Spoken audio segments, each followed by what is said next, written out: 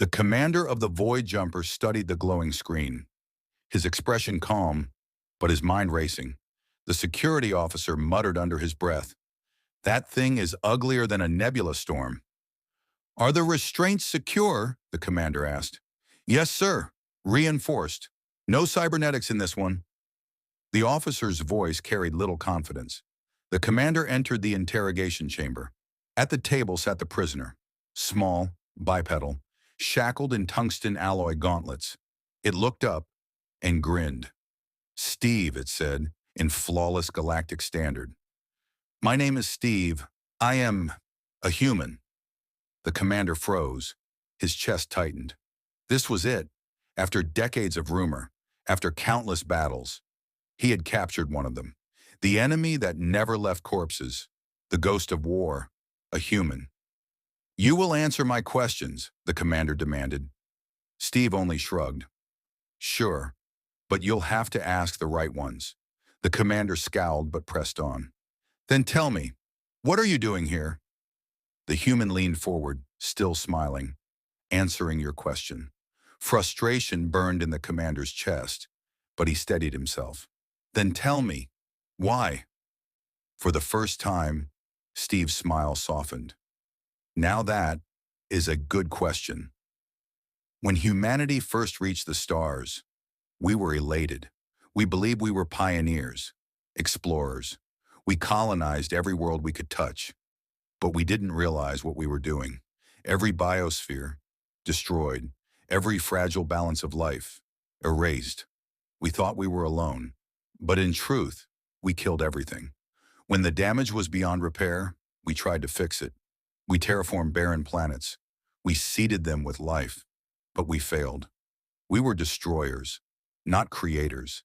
Entire worlds became graveyards because of us. The commander's pulse quickened. "And after all this destruction, what did you find?" Steve's eyes glimmered. "Something new. Something no one else has seen. On a forgotten world, beyond the edge of map space, we found life." The commander frowned. "Impossible. You said you destroyed it all." "Not life as you know it," Steve replied. "They weren't plants. They weren't animals. They weren't machines. They were beings of pure energy, pure consciousness. We called them Auralis." The commander's blood ran cold. "Why has no one else seen them?" Steve leaned closer. "Because they choose not to be seen. They revealed themselves only to us. And do you know why?" His grin returned, sharp as a blade. "Because we failed. And now, we are their experiment." The commander whispered, barely holding his voice steady. "Experiment? What do you mean?" Steve's voice dropped low, but every word cut deep. "They want us to rebuild what we destroyed, to prove that we can create, instead of only destroy. We are not prisoners of war, Commander. We are prisoners of destiny." He leaned in, eyes burning with calm certainty.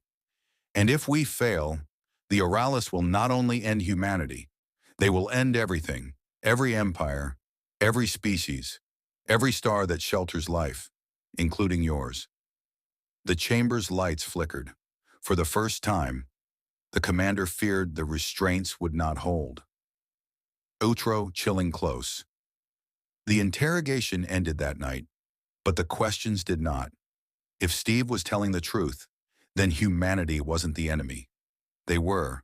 The warning, and the fate of the galaxy rested not on weapons, but on whether destroyers could ever learn to create again.